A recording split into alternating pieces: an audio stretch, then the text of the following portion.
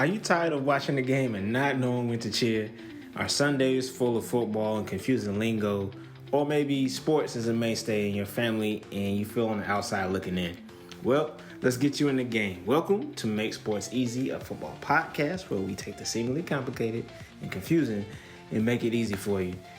So, let's get the game started. Down, set, hut. Welcome to the Make Sports Easy podcast. We're going to be discussing football. So in these first couple episodes, we're going to get to know each other and get to know a little bit about football. So I am Tiffany Thomas. I'm married to my college sweetheart, and we're going to be doing the sports podcast. I'll let you introduce yourself. My name, you can call me Jonathan Marcus. I go by both to avoid any confusion. All right, and so football is something that is very important in our house, and it is very different whenever it's football season versus not football season. We plan a lot of things around football, and our relationship actually really grew around football. And so we're just going to kind of go over why football probably matters so much to that person in your life. Either him or her, whoever is that huge football fan, just try to get you to understand a little bit more about why football matters so much to them. So we'll go ahead. I'm going to be asking a whole bunch of questions. So Marcus, what was your earliest memory of either watching or playing football? Watching or playing? Let's go with watching. The earliest memory is watching the Super Bowl with my dad. So I was probably like 90. Yeah, I was probably like 6, 7 years old, and was watching the Green Bay Packers in New Orleans against the New England Patriots, and Green Bay won. So, that was my earliest memory, and it looked like a lot of fun. There was a quarterback by the name of Brett Favre, and kind of had played with a childlike zeal. So, being that I was a child, it really appealed to me, and that's when I fell in love with the game. That's the first game I remember watching. All right, and this question might hit a little too close to home, but how did football shape your relationship with your mom growing up? With my mom, I get, just like any mother, any good mother, she recognized that I enjoyed the sport, so she leaned into it. But she also had her own liking to the sport. Before me, I'm pretty confident that I influenced her to watch it a little bit more than she probably would have liked to. But she took me to my first college football game, which was Clemson Tigers versus the Virginia Cavaliers. Pretty sure Clemson got waxed in that game. Don't remember it being as exciting as watching that Super Bowl. But we went to a lot of NFL preseason games, and yeah, that's just something that we enjoyed. Like you say, football season at our house was very different than non-football season when I was growing up, and she just leaned into that with me. She wasn't a fan of me playing it so much as she was with just enjoying watching it together and going to games. All right. So how did football shape your relationship with me? Oh, so he's just going down the list. Okay. You understood it, and I found that attractive, or you didn't find it repulsive, or like aggravating it too much. You know how it's kind of cliche, but it's like, whenever you start talking about sports, women kind of like, become distant or like, here you go again. But you kind of leaned into it, and I found that very attractive.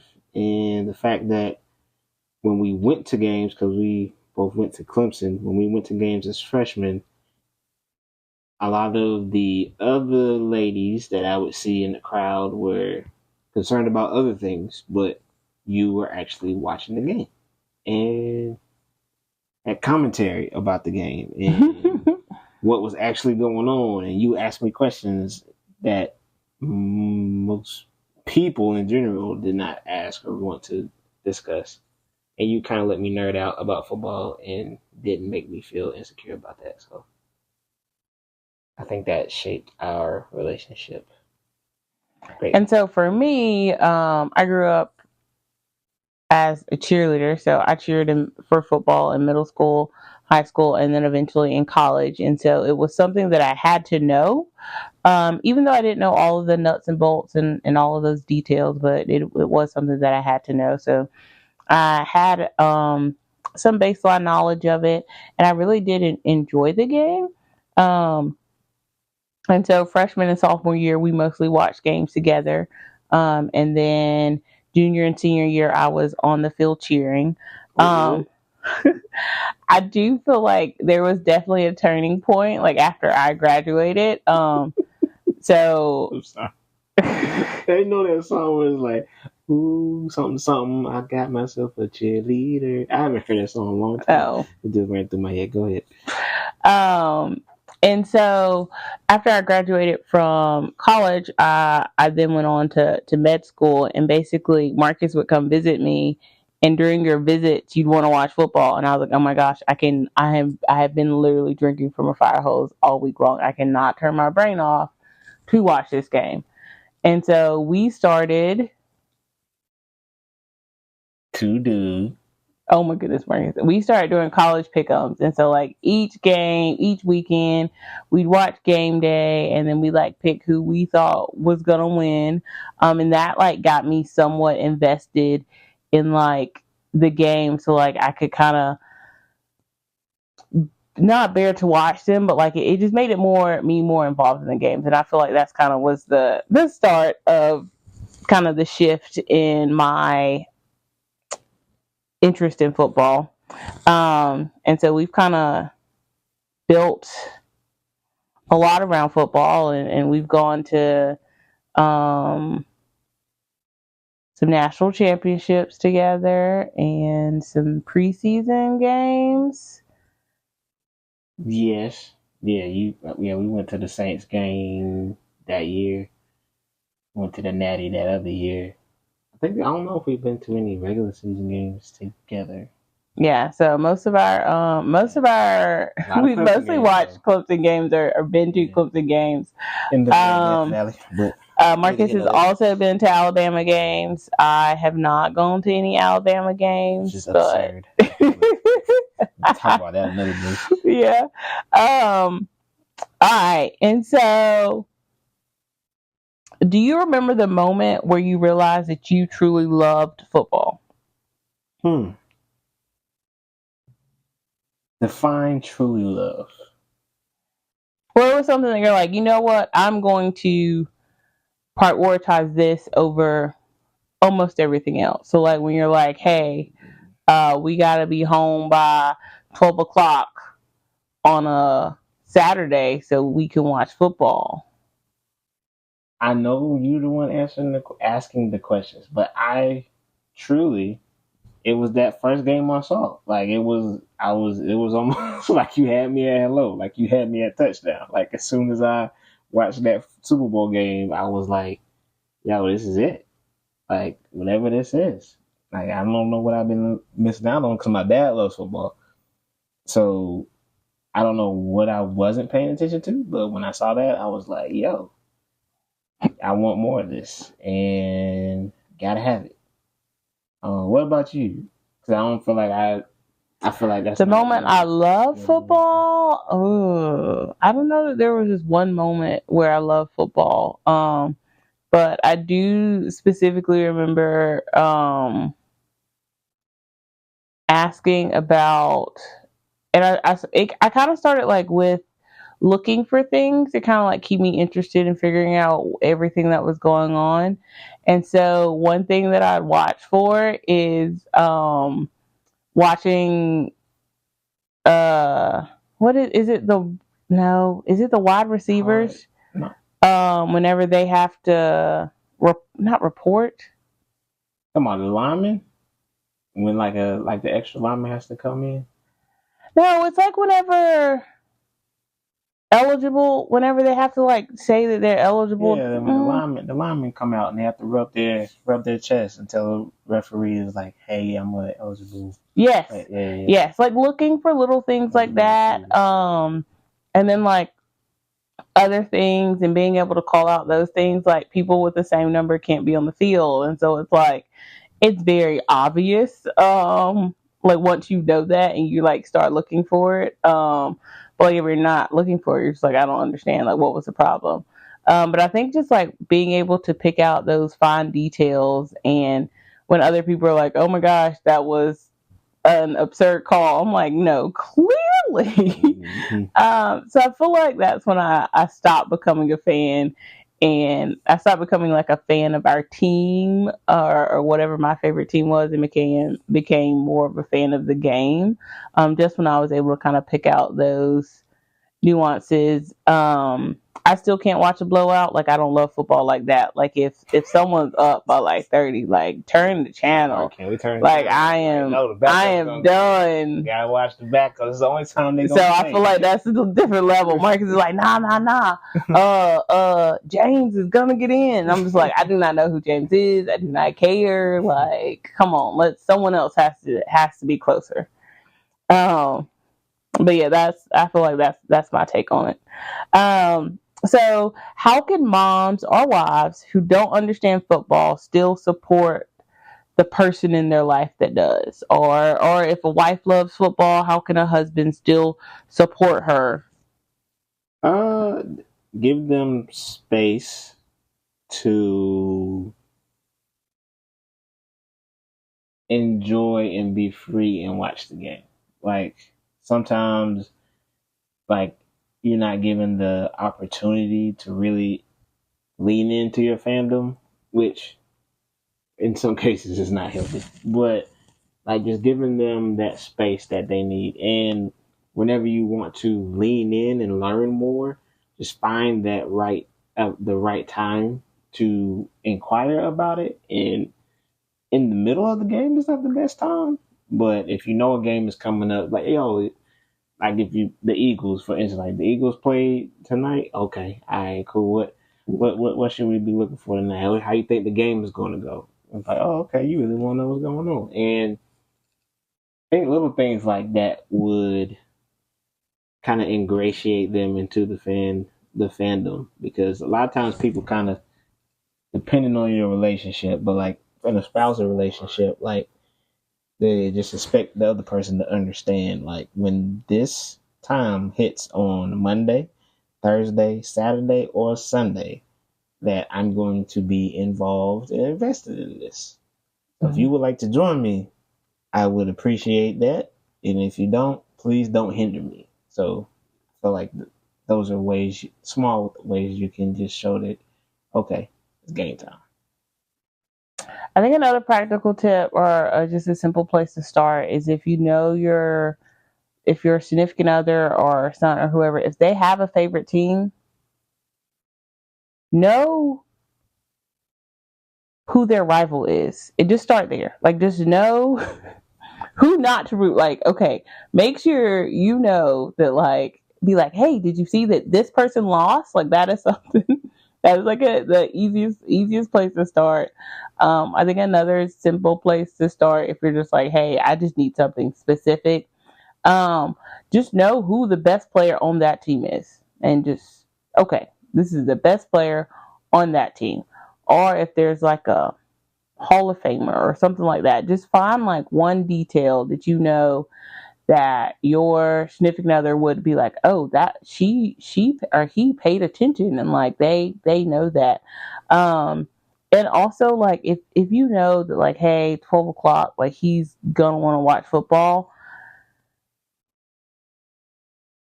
give them options. Sometimes it's like, hey, they're typically your games at 12, 3, and then there's the late games, and it's like, I need you to check in with That's me. in college. Oh yeah, that's college. In the NFL, it's 425. 425, and then there's Sunday night football and Monday night football. Anyway, so just be like, hey, Like I need you got to be able to check in. Like we're gonna check in during halftime of this game and see where we at, see where you can help. And full disclosure, you are more of a college football fan than an NFL fan. Not that you're not an NFL fan. You just we come together more communally around college football, like with our pick'ems and things like that. Yes, I definitely would prefer to watch college games over NFL games. Two different products. Yes, I definitely agree with that. But also, that is also something that you can kind of figure out. Like, is this like, do they really want their time protected on Saturday or Sunday? And if they're like both, it's like, nah, you really gotta pick one. And so if someone is planning on starting to watch football this season, like they're like, hey, the preseason is on. I really want to start trying to figure out kind of what is going on. Where would you tell them to start? The internet. I'm not saying to use Chat GPT or something like that, but just doing some research if you want to watch it. So like if in the spousal dynamic, like you said, just figuring out who's the favorite team, figuring out who are the rivals, and from that you can also look at the schedule of the games. So I kind of would I like what your point there as far as starting out there. Know who the quarterback is for one because they're going to have the ball 50% of the time, and yeah, I would start there. Like just know as far as knowing some of the players on the team, um, and knowing when they play. I would feel like that would be important in the spousal or relationship space. If you're single and you're just doing it, I would say once again get a schedule and just watch the games. I feel like you got to have something invested though. So if you're just like, hey, I just want to learn the game, maybe just pick the team closest to you, or if there's just someone in your orbit and they have a team, just like pick that team. Unless it's the Cowboys, they're I don't know that I would start with them. Just being honest, I feel like that's the only team I'd be like. You probably know all the players from them easily. Yeah. They're always in the news. But maybe not that one. Even though them and the Steelers are like the two most popular teams in America. So. The Steelers are fine. If you have absolutely don't have any idea which one pick the Steelers. It's a lot of drama to keep up with the Cowboys. Yes, the Cowboys. I mean, yes. But they like it that way. Yes. All right. So, do you have any questions for me? I have any questions for you? Let's see. I'm so unprepared to ask you any questions. I would ask you, what is your outlook on the season this year? Oh. You kind of always have a wait and see approach. You try not to be too high on. So the team that we both share is Clemson. I think we've made that abundantly clear by many times we've referenced them. But how do you feel the Tigers going to be this year? I have absolutely no idea. When I think about the outlook on the season, what I think about is I'm going to make it to a game this year. Like that is my outlook on the season. I should make it to a game this year. I'm super excited about it. Whether we make it to the playoffs, win 10, 12, 15 games, I don't know. I am just excited that the outlook is bright, that I will make it to a game. I will get back to Clemson. Okay. So outlook for this season is great. So I'm going to put it this way, and then we can expound on this later amongst our journey. We are not new school Clemson fans.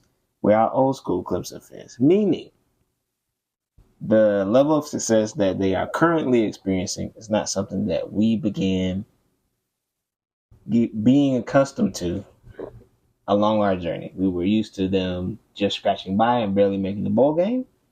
And now there's this huge expectation of them to always complete nationally.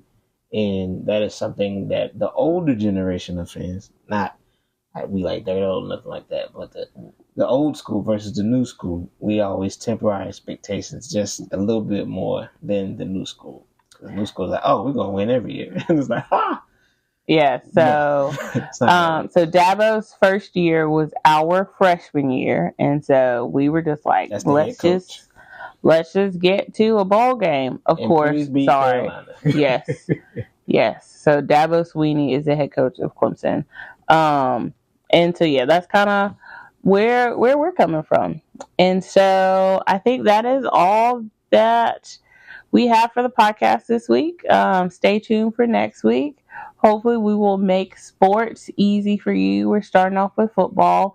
We want to make sure that you're able to kind of just have a conversation and support your significant other or son with football. We want to make it fun for you and something that's enjoyable.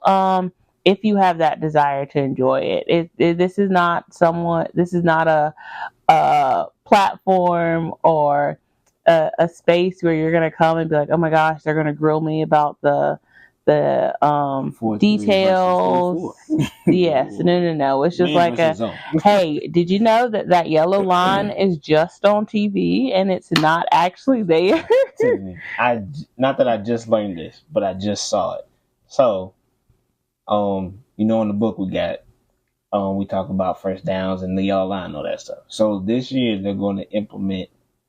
Now they've been doing it in preseason, but they're going to start doing the first down measurements by computer chips. Oh wow! Just like radar, like they're just going like on tennis. When It's like I want to challenge it or whatever. It's not. They're not going to be the chain gain is. What? It's still there.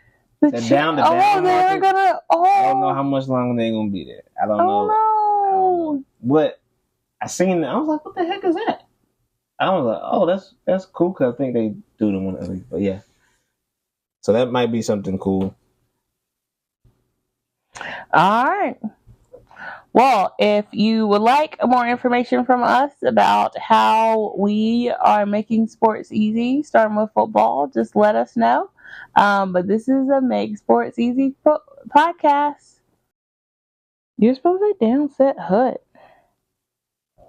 I think that was a great ending.